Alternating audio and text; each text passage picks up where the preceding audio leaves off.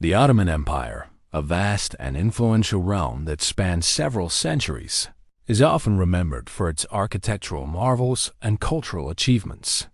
However, beneath this rich tapestry lies a dark history marked by the mistreatment and exploitation of vulnerable populations, particularly women and children. This troubling aspect of the empire's legacy reveals a grim reality that demands our attention. The practices of exploitation within the Ottoman Empire were not merely isolated incidents, but rather systemic issues that permeated various levels of society. Women, often viewed as property, were subjected to forced marriages, involuntary service, and restricted freedoms, while children were not spared from these harmful practices. The empire's hierarchical structure facilitated these actions, as power dynamics often placed the most vulnerable at the mercy of those in authority.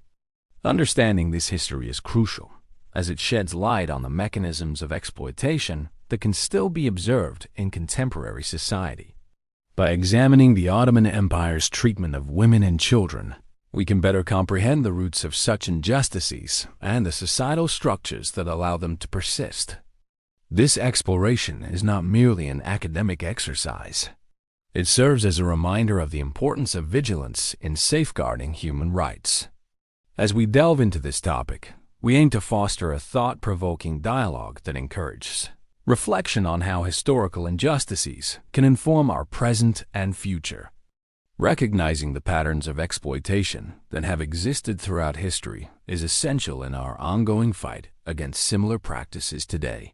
By learning from the past, we can work towards a more equitable society where the rights and dignity of all individuals are upheld. Join us as we navigate this complex and often uncomfortable history, seeking to understand the implications of the Ottoman Empire's exploitative practices and their relevance in our modern world. The Ottoman Empire, which flourished from the late 13th century until the early 20th century, holds a significant place in world history due to its vast reach across three continents: Europe, Asia, and Africa. At its height, the empire encompassed diverse cultures, languages, and religions, creating a rich tapestry of interactions that shaped the social and political landscapes of the regions it governed. This cultural exchange led to advancements in art, science, and architecture, with iconic structures like the Hagia Sophia and the Blue Mosque standing as testaments to the empire's architectural grandeur. However, the legacy of the Ottoman Empire is dual-faceted, encompassing both its remarkable contributions to civilization and its troubling record of human rights violations. While the empire is celebrated for its cultural achievements, it is also remembered for its oppressive practices, particularly regarding the treatment of women and marginalized groups. Systematic policies underpin the empire's control over personal freedoms, reflecting a broader societal structure that prioritized power and dominance.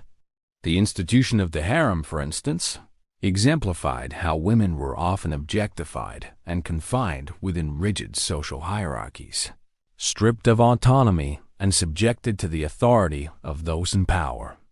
These practices were not merely incidental.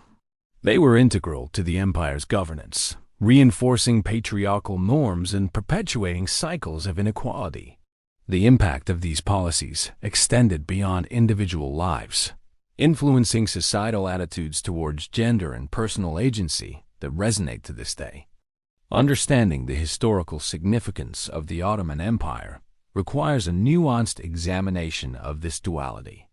By acknowledging both its cultural contributions and its history of rights abuses, we can gain a comprehensive perspective on its legacy. This exploration is vital, as it allows us to reflect on the complexities of power dynamics and the importance of safeguarding human rights in our contemporary world. The Ottoman Empire's history serves as a reminder of the need for vigilance in the pursuit of justice and equality for all.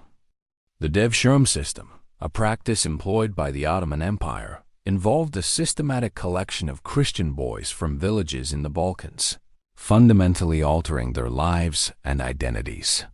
Ottoman officials would arrive in these communities, often during periodic visits to select boys, typically between the ages of 8 and 18. This process served both as a means of recruitment for the empire's military and administrative ranks, and as a method of exerting control over Christian populations. The boys were taken from their families, creating an immediate and profound psychological impact as they were removed from their familiar environments and brought into a completely different world. Once selected, these children underwent a demanding transformation. They received intensive training and education, often encouraged to adopt Islamic beliefs and customs. This process included physical training, instruction in military skills, and learning the Turkish language, all aimed at molding them into loyal servants of the empire. The strict discipline and challenging living conditions left deep marks, both physically and emotionally. Many recruits experienced hardship, which contributed to feelings of fear and helplessness. The long-term psychological effects of the Devshirme system were significant. The separation from family and community often led to a loss of cultural identity, as the boys were encouraged to leave behind their Christian heritage and adapt to a new life under the empire. This dislocation created feelings of alienation and emotional strain, as they struggled to reconcile their past with their new circumstances. The emotional toll of this separation and adaptation left lasting effects on their sense of self-worth and belonging. Understanding the impact of the Devshirme system is important, as it illustrates the broader consequences of forced assimilation and the enduring challenges such practices can impose on individuals and communities. The Janissary Corps, an elite military unit of the Ottoman Empire, played a central role in both the military and political life of the empire. Recruited primarily through the Devshirme system, these boys faced a strict and highly disciplined training regimen. While they were shaped into formidable soldiers, historical accounts also describe instances of misconduct and abuse within the ranks, where power imbalances sometimes left younger recruits vulnerable to mistreatment by older members. Within this military environment, close personal bonds often form between senior and junior members. These relationships, which could vary from mentorship and camaraderie to exploitive dynamics, reflected the complex social structure within the corps. Some historical sources suggest that such relationships became a notable aspect of Janissary culture, blurring the lines between guidance, loyalty, and the misuse of authority. To regulate interactions and maintain discipline, the Chival Battalion was established. This unit was tasked with overseeing personal relationships within the Janissary ranks, ensuring they did not interfere with military order or effectiveness. By imposing rules and oversight, Ottoman authorities sought to balance the personal dynamics of the corps with the need for unity and cohesion in battle. The Janissary Corps thus offers a unique historical perspective on how institutional systems can shape interpersonal relationships, revealing the intricate interplay between loyalty, hierarchy, and identity in the Ottoman Empire. The practice of enforced castration within the Ottoman Empire, particularly concerning boys considered physically attractive, reveals a troubling aspect of the empire's social and cultural structure. This harsh procedure was sometimes performed on young boys selected for roles within the palace, especially as eunuchs, to serve in various official capacities. Mortality rates from the operation were extremely high, as it was often conducted without adequate medical care or hygiene. Many boys did not survive due to infection, excessive bleeding, or medical complications, while survivors frequently endured lifelong health issues, underscoring the severity of the practice. Within the palace hierarchy, eunuchs occupied distinct roles, broadly divided into black and white eunuchs. Black eunuchs, often brought from Africa, were typically assigned service roles, while white eunuchs, usually of Christian or European origin, were sometimes entrusted with higher positions such as guardians of the harem or administrative officials. This division reflected both racial and cultural hierarchies, reinforcing existing power structures within the palace. Regardless of their rank, the status of eunuchs was permanently defined by the irreversible procedure they underwent, which deeply affected their sense of identity and personal autonomy. The emotional and psychological impact on these children was profound. Many were taken from their families at a young age, placed in lifelong servitude, and deprived of the ability to shape their own futures. This, combined with the lasting effects of the operation and the loss of family ties, often led to feelings of alienation, low self-worth, and emotional distress. The legacy of such practices illustrates the extent to which historical power systems could exert control over individuals, leaving deep scars that endured throughout their lives. The roles of Köçek dancers and the Trabzon system within Ottoman society also reveal an unsettling intersection of art, exploitation, and vulnerability. Köçek dancers, often young male performers, were admired for their graceful and energetic performances that combined dance with acrobatics. Yet behind the beauty of their art was a reality of exploitation. Many of these boys came from disadvantaged backgrounds and found themselves performing under intense pressure for the entertainment of wealthy audiences, often being valued more for spectacle than for their humanity. The audiences that attended Köçek performances were not always respectful or supportive. There are historical accounts of unruly behavior, where some spectators acted aggressively, particularly in intoxicated settings. This created an unsafe environment in which the dancers had little protection from potential harm. The absence of safeguards for these performers reflected a broader societal neglect for their well-being, highlighting how artistic talent could be overshadowed by the disregard for the individuals behind the performances. The Trabzon system further complicated the lives of Köçek dancers, operating in a secretive manner that obscured its true nature. This system involved the recruitment and training of young male dancers, often in hidden settings, where they were prepared for public performance. The Trabzon system not only facilitated the exploitation of these boys, but also perpetuated a cycle of control, as dancers were often pressured to comply with the demands of their handlers and the expectations of their audiences.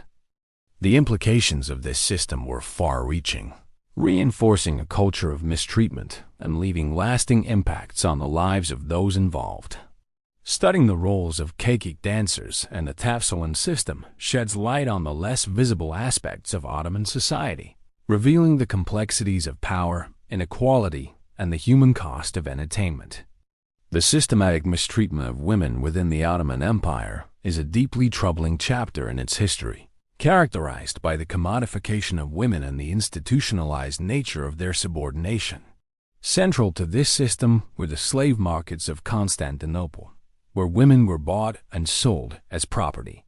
These markets operated with a pricing structure that reflected not only the perceived beauty and youth of the women but also their potential usefulness within a household or harem. Prices varied greatly, with younger women often commanding higher amounts, while those deemed less desirable faced significant devaluation. This process reduced women to objects of trade, stripping them of agency and autonomy. Within the confines of harems, the difficult realities faced by women were stark. These spaces, intended as private quarters for the elite, became restrictive environments for many women, who were often forced into lives of servitude. The absence of legal protection in such settings left them with little recourse against mistreatment. Their status as enslaved individuals or concubines made them vulnerable to coercion and abuse, with no effective means to challenge their circumstances. The emotional and physical toll of such an existence was immense, as many endured the loss of freedom alongside manipulation and other forms of harm. Moreover, the demand for women significantly influenced military campaigns during the empire's expansion. As the Ottomans conquered new territories, the acquisition of women was sometimes viewed as a way to strengthen harems and enhance the status of military leaders. This demand could fuel raids and conflicts, where armies targeted villages and captured women for the elite. The intertwining of military ambition with the exploitation of women highlights the systemic nature of gender-based inequality within the empire. Examining this system reveals a complex web of power dynamics, where the subordination of women was not only normalized, but also embedded into the empire as social and political structure. The long-term effects of these practices form a troubling legacy that echoes through history. Victims often found themselves trapped in cycles of trauma that, in some cases, contributed to the perpetuation of similar patterns. Having experienced extreme hardship, some survivors, shaped by their own suffering, passed on harmful behaviors, either as a coping mechanism or as a learned response from their own treatment. This created a generational pattern where those who had endured abuse could, in turn, contribute to the mistreatment of others, continuing the cycle. The psychological scars left on survivors were deep and far-reaching, affecting not only those who directly experienced harm, but also their families and communities. Survivors often struggled with feelings of shame, guilt, and low self-worth, which could manifest in difficulties forming healthy relationships or raising children. The trauma often rippled through generations, as children of survivors inherited not only emotional burdens, but also the social attitudes shaped by their parents' experiences, further embedding these harmful patterns over time. Moreover, the normalization of gender-based violence within Ottoman society played a significant role in shaping cultural attitudes toward gender and power. The systemic mistreatment of women and children was often seen as an accepted part of life, which gradually desensitized society to various forms of abuse. This normalization created an environment where mistreatment was not only tolerated, but, in some cases, expected, further reinforcing cycles of inequality. As such, the legacy of these practices extends far beyond individual experiences, influencing societal norms and behaviors that can persist long after the empire's decline. Understanding this generational impact is crucial for addressing the ongoing consequences of such historical injustices and for fostering a culture that actively rejects all forms of exploitation. The legal structures of the Ottoman Empire played a critical role in enabling such practices, creating a system of unequal human worth that had profound implications for victims. This framework categorized individuals based on ethnicity, religion, and social status, effectively devaluing certain groups, particularly women and non-Muslims. In this hierarchy, women from marginalized communities were often treated as property rather than individuals with rights. This dehumanization allowed for widespread mistreatment, as the legal framework provided little to no protection for victims and reinforced the perception that their suffering was of lesser importance. Laws related to exploitation and abuse were often inadequate and inconsistently enforced. While legal codes did exist to address issues of consent and personal safety, they frequently favored male perpetrators, especially those of higher social standing.